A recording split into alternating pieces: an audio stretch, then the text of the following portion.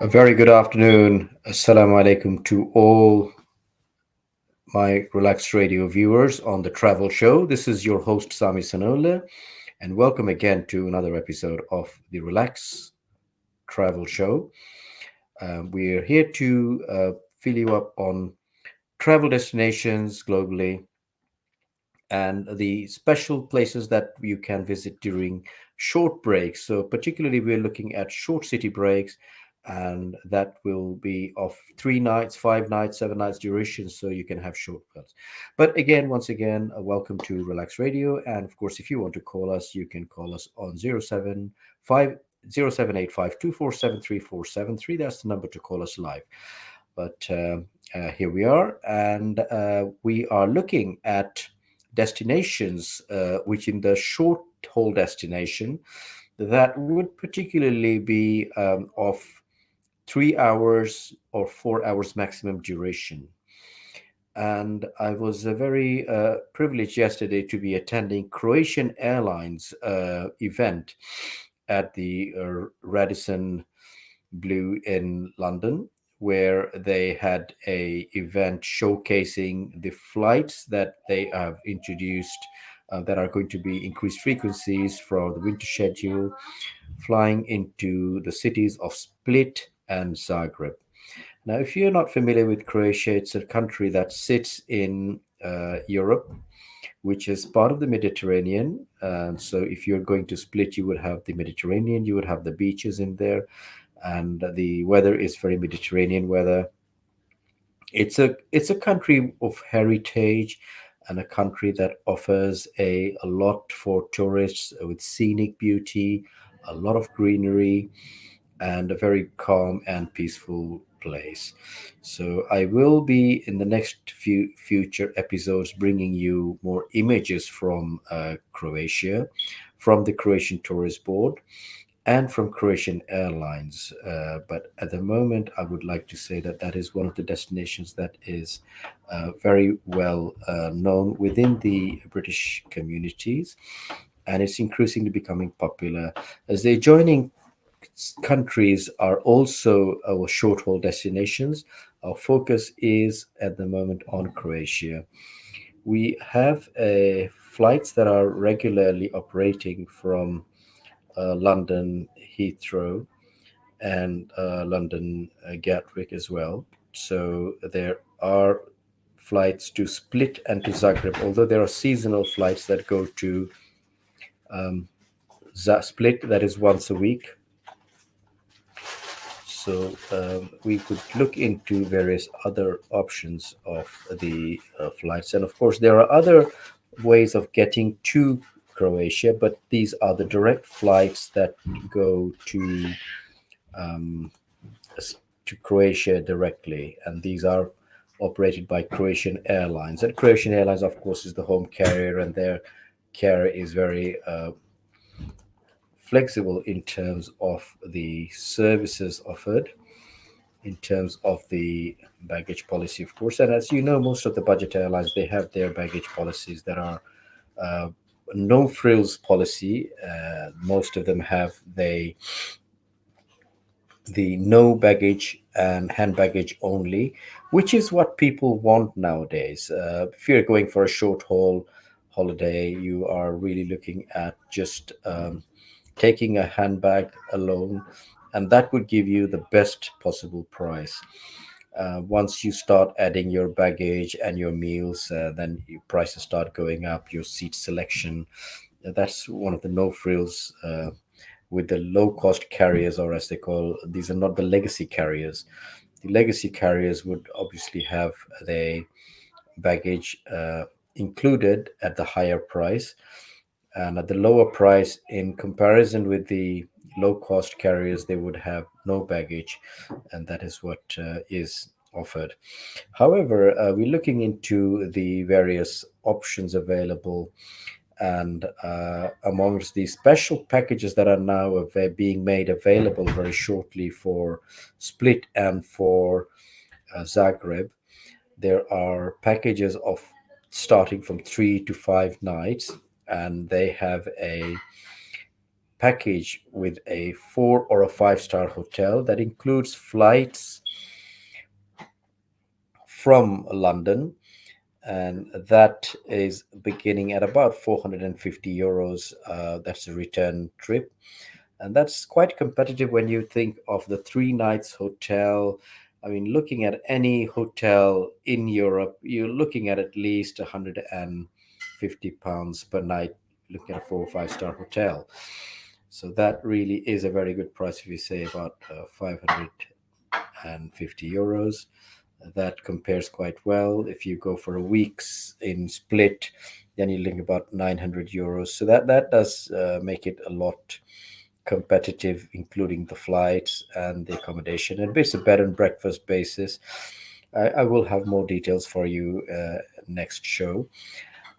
Just to remind you that you're watching Relax Radio Travel Show, and this is your host Sami Sanola. We're going to go for a very short break, and in the meantime, stay with us. Remember to call us if you want to join us live, 07852473 and be back with you soon after a very short break. Thank you.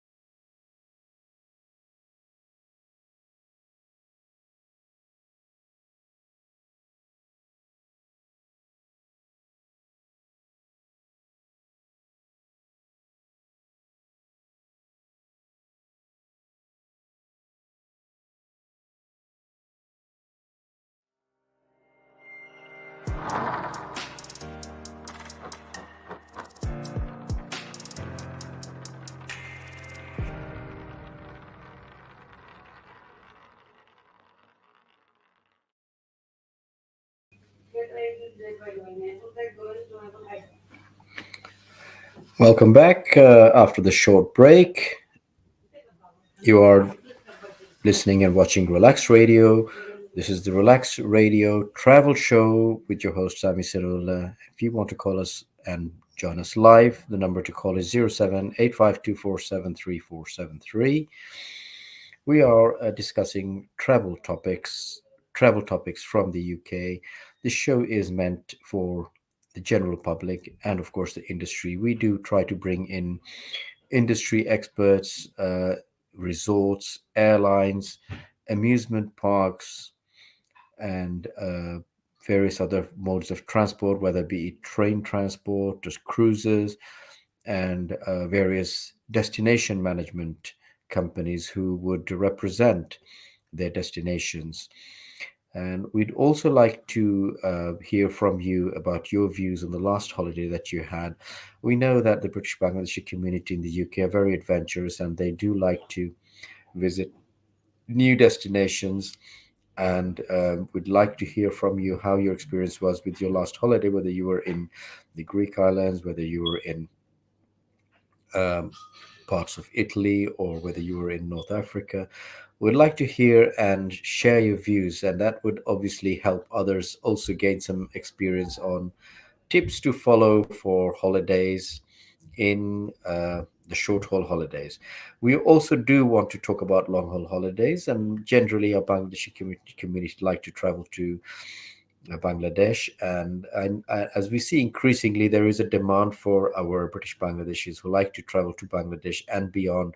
So they don't want to necessarily spend all of that holiday time in Bangladesh, which is not a bad thing, but they would like to also add another destination. So that is increasingly becoming popular, where we find that the options are there for two destinations in one trip, and that there is an increasing demand for that.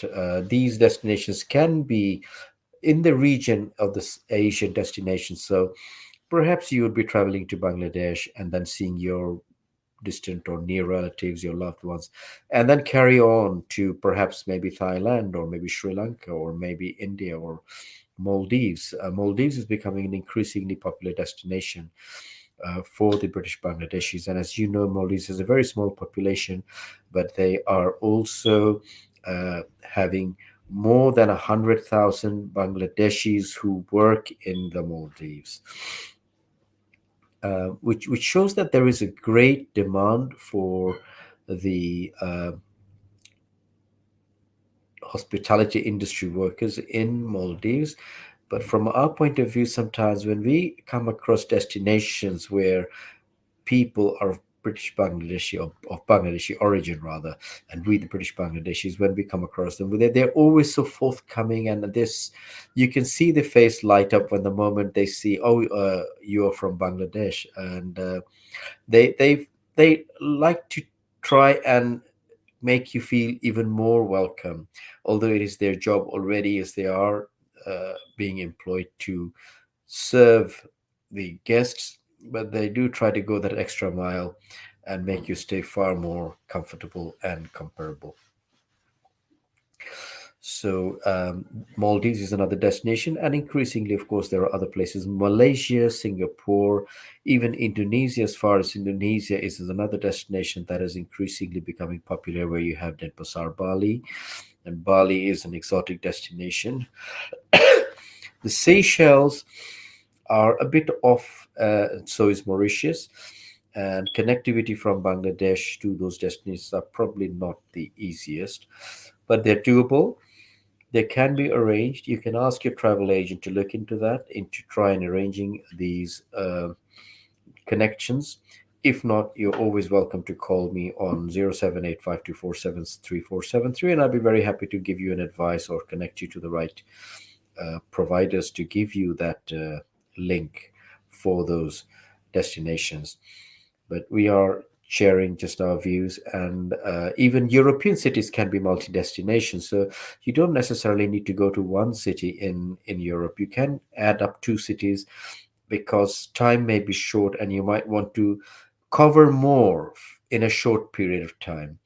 In which case, I would say, for example, you want to go to Croatia and maybe neighboring, perhaps maybe Austria, or maybe you want to go to Italy. So that is doable. Or you want to go to Croatia and then you can go via Croatia on to maybe Macedonia and Montenegro. It just all depends on how adventurous you are, how much activity you want in your travel, or how laid back you want to be. If you want to be laid back in terms of, well, I just want to go there and relax and not have to carry bags and go around, in that case, it's always good to take a destination where you can unpack, relax, and spend your time to reflect. So it will vary from person to person. Not everybody is in the same category, and we understand that. And that what makes travel so interesting and diverse, where people have different needs. There are various affinity groups where people travel for various reasons. And amongst them, of course, leisure, where people want to relax. Some take family holidays. So if you're taking little ones in, then obviously your needs will be slightly different, where you would not particularly want to be hopping from city to city. You would want to be spending more time at one place. And perhaps you want that time to yourself. Maybe you want to visit to the spa. Maybe you want to visit the seaside. You want to make the most out of the time to relax, to recover, to refresh, to rejuvenate, and that is fine. But if you want to go for activities, then of course you look at the activities that are available in that destination, whether be it walking, trekking, cycling, even hiking if you're adventurous enough. Depending on the locations, maybe you want to go for camping, you want to go for the shopping. So if and we all like to do that, we all like to have a look at what's available at shops in the local areas, and see, perhaps to pick up gifts, and it's usual that you want to bring back little souvenirs. Souvenirs are usually available at any stores, in any hotel arrangements there, that you don't need to go far for that. But it's always good to get a feel of the market environment, of how the local people live in that country, in that city. What are the local people's habits, and that is crucially an important part of the travel, because not just the relaxation and the reflection and the refreshment, but it's also to learn about new cultures, new traditions, learn a bit more about the place. That helps, I suppose, increase the awareness. And that's why it's very important where travelers do learn to appreciate more and have a wider understanding. We are what we are, but at the end of the day, we learn to respect others' values, others' habits, and other cultures. Don't necessarily have to agree or follow, but you we need to learn to make space for that, and we expect that the space is made for us as well. So that's how the travel plans are made. And I think the average travel time is usually for city breaks is between 3, 5, or 7, and that would usually be a city break. And I would not usually call a city break more than 7 days. But if you're going long haul, if you're going long destinations where the flights are in excess of 6 hours, you might have a 7 hour or a 10 hour flight. Then, of course, you're looking at more than the 10 days. You definitely want at least 2 weeks to you for the time zones. First of all, the first day is spent in traveling, and usually leaving a morning flight, you would arrive the next day. So you've already lost one night, and pretty much one day traveling. And then you need to unwind, you need to acclimatize, get used to the time differences, the time zone differences, before you can hit the road and start discovering. Uh, I usually advise that you take it slowly in the beginning, so you don't have a burnout as soon as you go there, and you have too much of activity. Then you sort of tire yourself out for the next day. It's generally when you arrive, unpack. It's always good to have a nice, refreshing shower or a bath, and get used to the time zone. Allow your body to set into that clock of the area.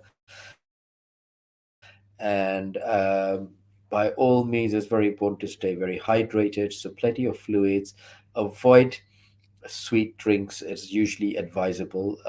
Lemon in your drink is always very helpful. That helps you deoxidize and get used to the place that you're in, and have light meals usually for the first day. So I know we all like to indulge and have a heavy meal when you're around, and after a flight we try to tend to compensate by saying, oh well, I've had a long flight and I deserve a great meal. But it's generally actually advisable to have a lighter meal than to have a heavier meal on the first day as you arrive, the first night when you arrive, or even the first day, whichever it be. Unless you're in the morning, of course, morning breakfast is always something that people look forward to, having spent the night, and in a way, saying that well, it's included in the in the room plan, so you're entitled to that first meal of the day, which should be substantial for the whole day. And some people do like to have a rather filling breakfast so that they can um, continue the whole day without needing much, and then settle down for an evening meal before they retire later on at night. So it depends on personal choices, personal needs, and of course if there are any medication issues, then that's something that needs to be taken into account. So those are the tips for today, and I hope you have enjoyed this session for the Relax Radio Travel Show with me, your host Sami Sanola. I hope to be back next Wednesday again at 4 p.m. UK time. Now, remember that if you are watching me from other parts of the globe, then you may be watching me in different time zones. So that's an important part. Where in Bangladesh we have a 5 hour time difference. So if you're watching from Bangladesh, your time would be 9 p.m. is when the show starts. If you're in the USA East Coast, then your time would be um, 11 a.m. So that's in the morning. And we would certainly like to hear from you, your views, your comments, your suggestions, your criticisms, so that we can continue to offer this show that is valuable to you, that you can make some benefit out of this show and take this forward. So for now, I'd like to say thank you very much for watching and being with us. We look forward to seeing you next week. Till then, just take care and wishing you a blessed week. Relax.